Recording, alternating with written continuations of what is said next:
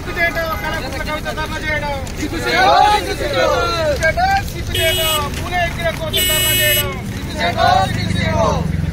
సిగ్గుచేటు కళాకుంట్ల కవిత ధర్నా చేయడం జై తెలంగాణ జై తెలంగాణ జై తెలంగాణ జై తెలంగాణ జై తెలంగాణ జై తెలంగాణ కళాకుంట్ల కవిత ధర్నా చేయడం కళాకుంట్ల కవిత పూల విగ్రహం కోసం ధర్నా చేయడం కళాకుంట్ల కవిత పూల విగ్రహం కోసం ధర్నా చేయడం సిగ్గుచేటు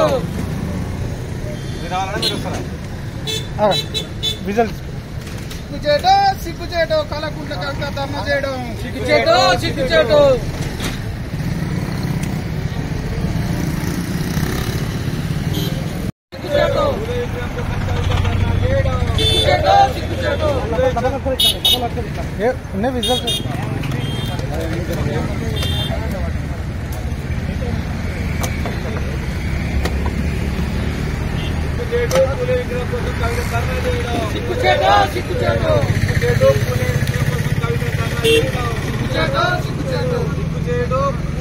కోసం కవిత ధర్నా చేయడం పూలే విగ్రహం కోసం కవిత ధర్నా చేయడం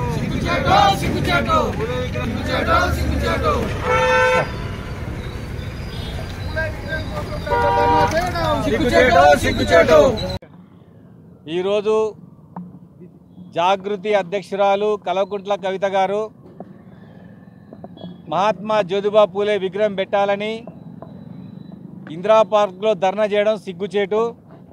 ఆమె యావత్తు తెలంగాణ బీసీ సమాజం చెవిలో పువ్వు పెడుతుందని కూడా ఈ సందర్భంగా తెలియజేస్తున్నా.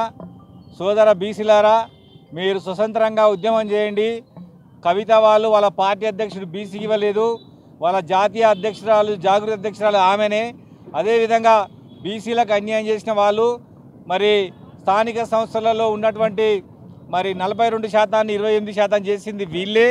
అదేవిధంగా కవిత గారు దేశవ్యాప్తంగా తెలంగాణ యొక్క పరువు తీసినటువంటి వ్యక్తి.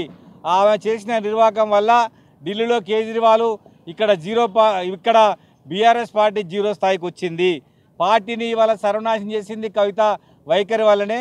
అందుకోసమనే ఆమె వల్ల ఉద్యమాల కేంద్రమైనటువంటి ధర్నా చౌక్ అపవిత్రమైందని మళ్ళొకసారి ఈరోజు మేము ఫినాయిల్ పెట్టి ఇవాళ ఈ ధర్నా చౌక్ని కడగడం జరిగింది.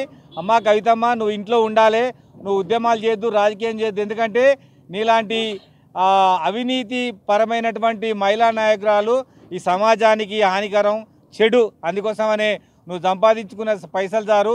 తెలంగాణ ఉద్యమం పేరు మీద మీ కుటుంబం బాగుపడ్డది చాలు. మళ్ళీ దేశం మీద పడ్డావు తల్లి. నీ వల్ల అరవింద్ కేజ్రీవాల్ సర్వనాశనం అయిపోయిండు. 20,000 కోట్ల రూపాయలు సొంతంగా సంపాదించుకున్నావు. ఇవాళ జైలు పోయినాక ఆ పరువును కాపాడడం కోసం ఇవాళ మళ్ళీ తెలంగాణలో ఉద్యమం ఎత్తుకుంటున్నావు. గతంలో అంబేద్కర్ విగ్రహం పెడదామంటే అంబేద్కర్ విగ్రహానికన్నా ముందే ధర్నాలు చేసినావు. అదేవిధంగా మహిళలకు 33.5% రిజర్వేషన్ కోసం కేంద్రం డిక్లేర్ చేస్తుంటే ఢిల్లీకి మహిళలు తీసుకుపోయినావు. ఇవాళ తెలంగాణ రాష్ట్రంలో రేవంత్ రెడ్డి గారు 42% రిజర్వేషన్ బీసీలకు ఇవ్వడంతో మొత్తం బీసీ సమాజం అంతా కూడా కాంగ్రెస్ పార్టీకి ఆలోచిస్తుంటే రేవంత్ రెడ్డి గారు బీసీ ఎక్కడ పూలే విగ్రహం పెడతారో అని మళ్ళీ ఇక్కడ ఒక 1000 మందిని జమ చేసి అది కూడా 1000 మందికి మనిషికి 1000 రూపాయలు ఇచ్చి ఇవాళ ధర్నా కూర్చోబెట్టినావు. నువ్వు మాత్రం ఎండలో మలమలాడుతుంటే బీసీ సమాజాన్ని కూర్చోబెట్టి నీ కుటుంబం మొత్తం కూడా ఇవాళ ఏసీలో ఇంట్లోనే ఉందని కూడా ఈ సందర్భంగా తెలియజేస్తున్నా. అందరికీ బీసీ సోదరులందరికీ కూడా ఈ ఆగ్ర కులాలని మీరు నమ్మొద్దు. ఎందుకంటే కవితకు అంబేద్కర్ అంటే పూలే అంటే తెలియదు. అంబేద్కర్ విగ్రహం పెట్టడం అంటే దళితులను రాజ్యాధికారం తీసుకొచ్చినట్టే. పూలే విగ్రహం పెడితే ముందుగా మీ అయ్య సీటు ఖాళీ అయిద్దామా? ఈ విషయం నీకు తెలుసో తెలియదో. బీసీలు ఏకమైతే నీ పార్టీ, నీ జాగృతి పార్టీ, మెయ్య పార్టీ ఈ తెలంగాణ రాష్ట్రంలో 0 అయిపోద్ది.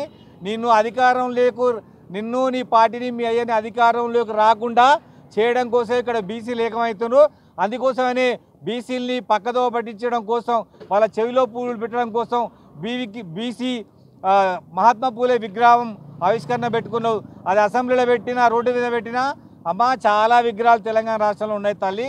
ఈ చైతన్యం చాలు. దయచేసి నువ్వు బీసీలని మాత్రం నీ ఉద్యమంలో కలుపు.